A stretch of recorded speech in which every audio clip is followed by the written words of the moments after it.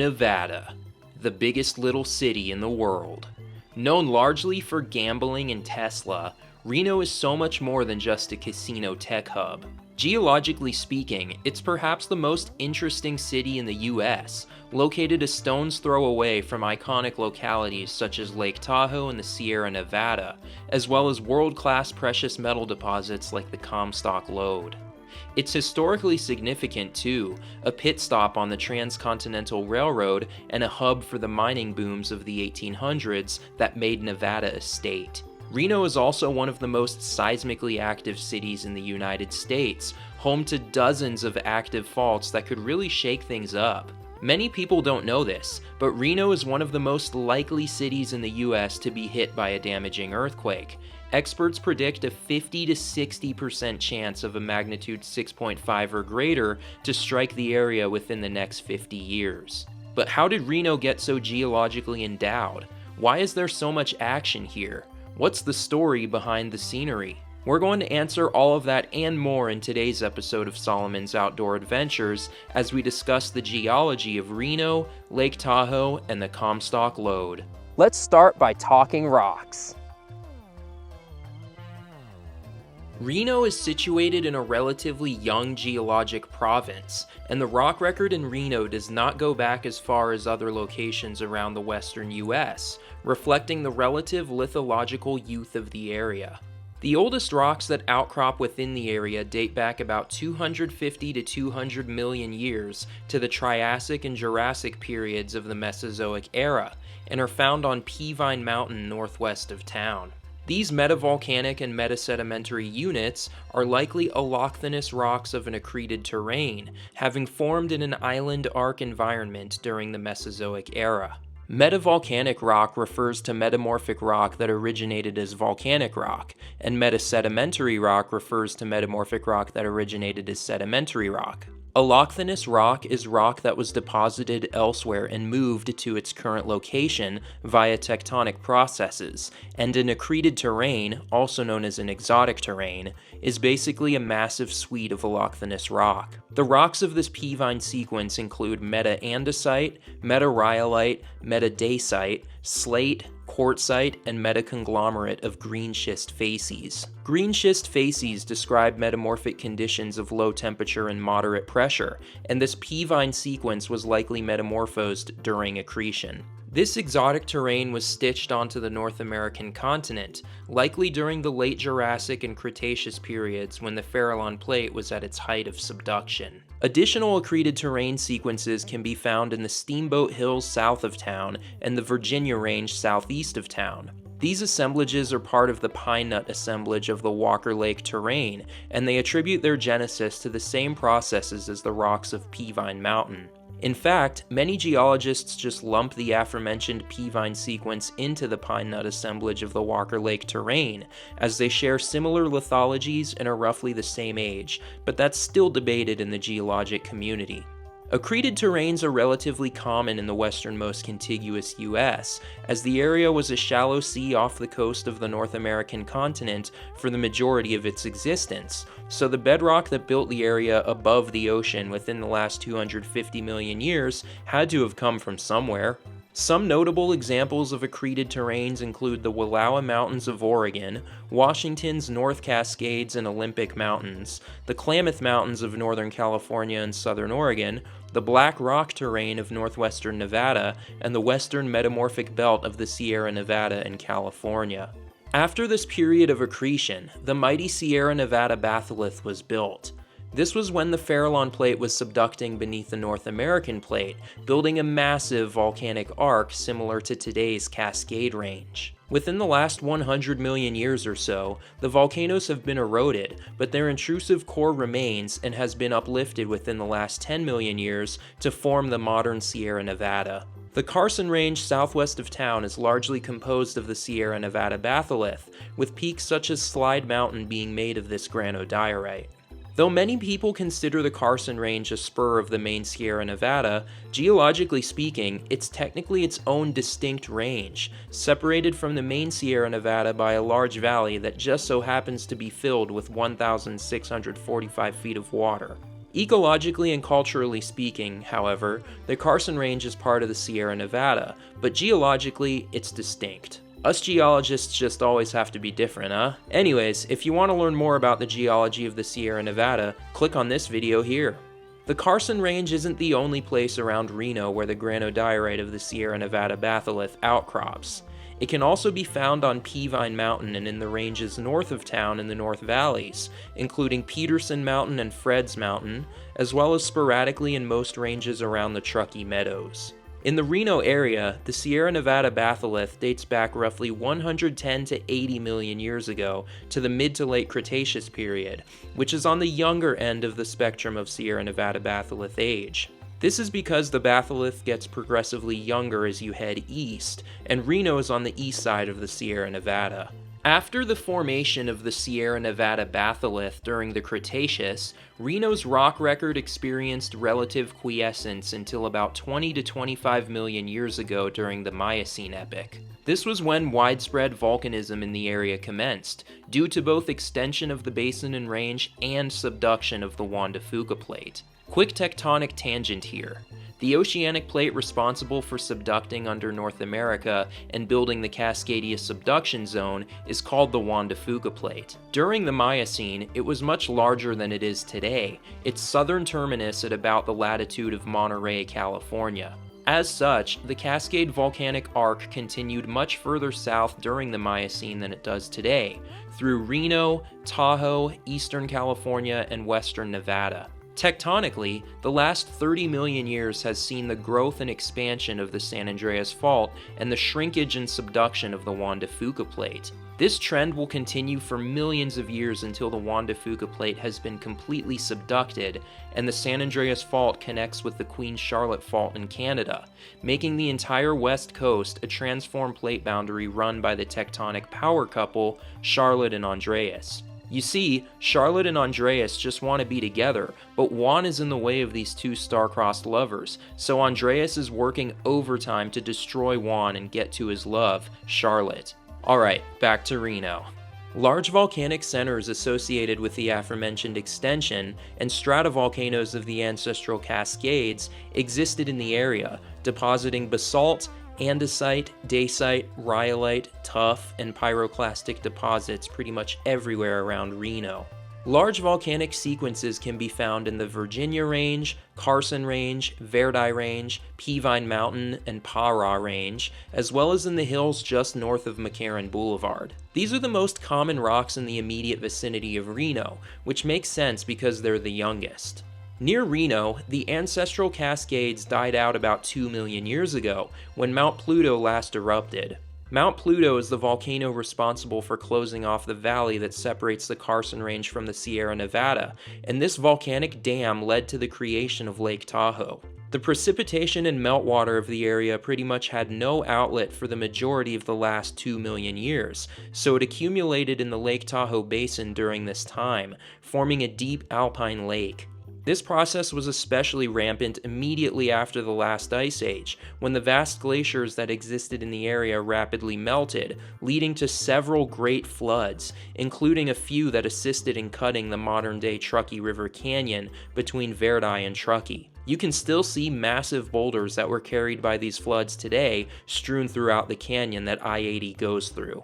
Though the Cascades around Reno died out about 2 million years ago, they still remain alive and well only 110 miles northwest of town as the crow flies, where the southernmost active volcano of the Cascades, Lassen Peak, lies. If you want to learn more about Lassen Volcano, click here. With that being said, active volcanism associated with basin and range crustal extension remains in the area today.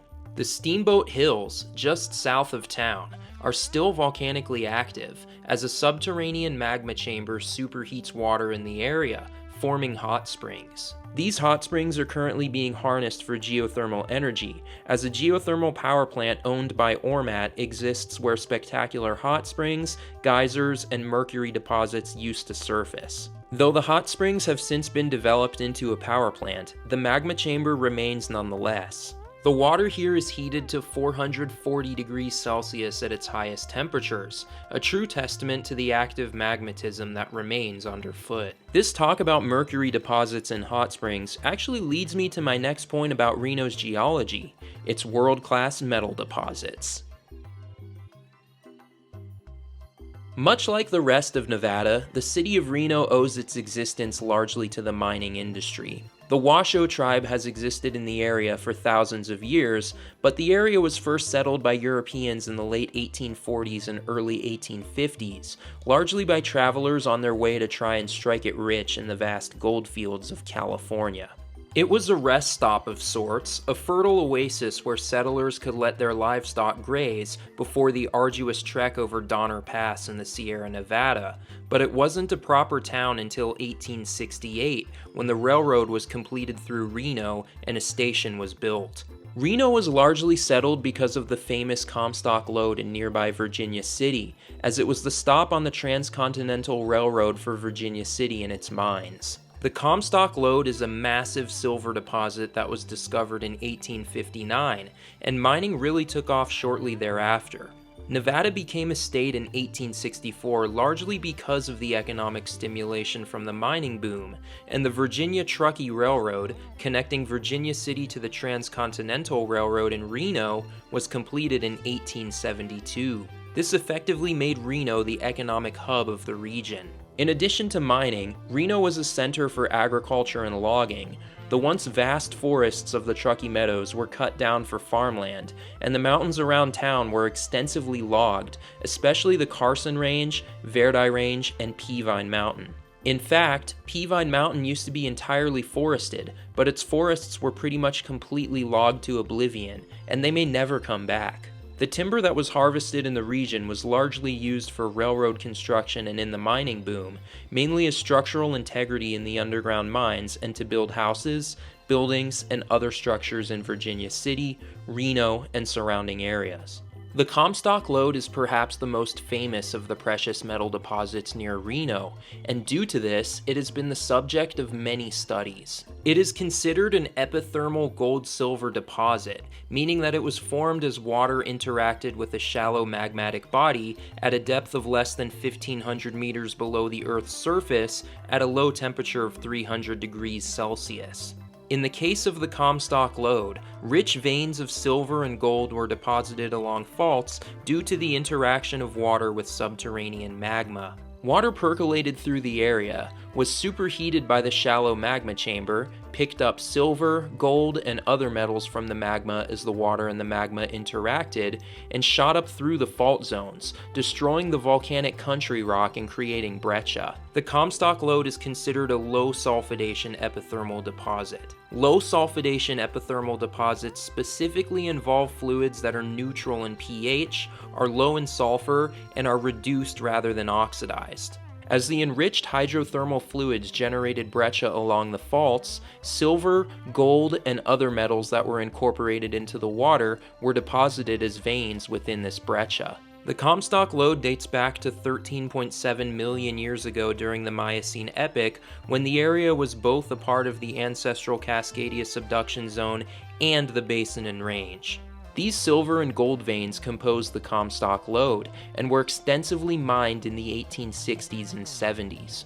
They've been pretty much entirely mined out today, but there's still a fair bit of mineral exploration in the Virginia City area, and I highly recommend visiting Virginia City for its historicity. Though the Comstock Lode is the most famous of the metal deposits around Reno, it is far from the only one. Other deposits with very similar geology exist all around the city, including in the Olinghouse mining district east of town, at the aforementioned Steamboat Hills immediately south of town, and all over Peavine Mountain northwest of town. If you venture around Peavine Mountain, you can still see several abandoned mines from the 1870s, as well as the dilapidated remains of the ghost town of Powville, a once bustling mining town in the now quiet hills. As a side note, Powville is actually kinda creepy, so I don't recommend going there at night unless you're into that kind of stuff. I don't know how to explain it, but it just has an eerie vibe to it. I went hiking there once, and the birds were happily chirping until I got to the abandoned town site, when the birds stopped chirping and everything fell silent. That's the kind of creepy place it is. But anyways, I digress. The geologic processes that formed these metal deposits are still alive and well, and this can especially be seen at the previously mentioned Steamboat Hills geothermal power plant. Here, hot springs heated by subterranean magma are actively depositing mercury, antimony, arsenic, and other metals. As aforementioned, geysers and spectacular hot springs used to surface here, but the place has since been taken over by Ormat and turned into a geothermal power plant. Reno is one of the most seismically active cities in the United States, with countless faults in the area working overtime to uplift mountains, downdrop valleys, and shear the land up. Since 1840, a dozen earthquakes of magnitude 6.0 or greater have occurred in close proximity to Reno, reflecting the active seismicity of the region. Several active faults run through the area, including, but not limited to, the Mount Rose Fault, Peavine Peak Fault, Spanish Springs Valley Fault, Fred's Mountain Fault, Pyramid Lake Fault, Carson Range Kings Canyon Fault, Dog Valley Fault, West Tahoe Fault, and so many more. All of these faults pose a serious seismic threat to Reno and surrounding areas, with an earthquake as strong as magnitude 7.0 to 7.5 possible in the immediate vicinity of Reno. The Mount Rose Fault is particularly dangerous, as it runs under the west side of town and is capable of producing a magnitude 6.9 earthquake right in the heart of Reno. Seismologists have determined that there is a 50 to 60% chance of a magnitude 6.5 or greater earthquake to strike the Reno-Tahoe area within the next 50 years. But the question is, why? Well, Reno is situated right smack in the middle of two active geological provinces, the Basin and Range and Walker Lane. The Basin and Range exists because the crust is thinning and spreading apart in east-west fashion, thus generating north-south trending mountain ranges and valleys, known in geology as Horst and Graben, respectively. Reno is in one of these grabens. Well, technically it's in a half graben, but it's in a valley. This crustal extension generates normal faults as subterranean magma pushes the crust apart and rotates blocks of the crust. This isn't a seamless process. Rocks on both sides of these faults get stuck together until the stress that has accumulated between the two rigid bodies reaches a critical point and the stress is released all at once, displacing the rocks on either side of the fault. When the stress is released and these faults experience displacement, an earthquake occurs. This process builds the mountains and valleys around Reno, and the Carson Range west of town is perhaps the most dramatic example of this. A cool place to see Basin and Range crustal extension uplifting the ranges around Reno firsthand is actually along the Truckee River west of town, between McCarran Boulevard and Verdi. On the north end of the Carson Range, just south of the river, large terraces can be seen. The terraces are just west of Collin Ranch, and they record periods of uplift of the Carson Range. I recommend viewing them from West 4th Street at Dorotskar and Mayberry Parks and/or off the exit for Robb Drive. The Tom Cook Trail is a nice hike that takes you up the terraces themselves. In addition to the seismicity from the crustal extension that builds the mountains and valleys around Reno, the area is also experiencing strike-slip faulting. In geology, strike-slip faults are faults that experience horizontal displacement rather than vertical displacement, and they occur when two bodies are moving side to side with respect to one another, rather than up and down. I mentioned normal faults earlier, and those are examples of dip-slip faults, where one side of the fault is moving up while the other side moves down. Anyways, Reno has both dip-slip and strike-slip faults, and while the dip-slip faults are related to the Basin and Range, the strike-slip faults are related to Walker Lane. Walker Lane is a geological province in eastern California and western Nevada where roughly 20 to 25% of the plate motion between the Pacific and North American plates is accommodated, and Reno is located right smack in the middle of it. This 625-mile-long geologic zone is composed of dozens of active right lateral strike-slip faults. A right lateral strike-slip fault is just a fancy way of saying a fault where when you look across it, the land moves to your right-hand side. These faults are capable of damaging earthquakes as strong as magnitude 7.5 on the moment magnitude scale, and near Reno, the Pyramid Lake Fault Zone, the Honey Lake Fault, and the Warm Springs Fault are all a part of Walker Lane. In essence, Walker Lane is where the San Andreas Fault wants to be in a few million years. Today, the San Andreas bends west, but in 7 to 8 million years, it will likely follow the path of Walker Lane, hopping east of the stable Sierra Block. So, if we somehow find the key to immortality, or just all become vampires, we will get to witness Reno being on the San Andreas Fault firsthand in 7 to 8 million years. Though Reno contains a litany of active faults, fear not. Our seismic engineering is the gold standard, as geologists have known about the seismicity of the area since Reno was Reno. As such, buildings here are built to strict seismic code, designed specifically to not collapse in the event of a large earthquake. If an earthquake does occur, remember to drop, cover, and hold on until the shaking stops. This just means drop under a sturdy article of furniture, like a desk, cover your head and neck area, and hold on to the desk or table. Try to avoid windows and chandeliers if you can. The Reno-Tahoe area is an absolutely beautiful place with amazing geology, spanning 250 million years and counting. The rocks around Reno have stories to tell, as do the rich metal deposits and the active faults that can be found in the vicinity. Hopefully you learned a thing or two about the geology of the Reno-Tahoe area, and enjoyed doing so. If you haven't already, please consider liking, commenting, and subscribing, as it really helps me get more content out to y'all. Thanks again for watching, and as always, peace!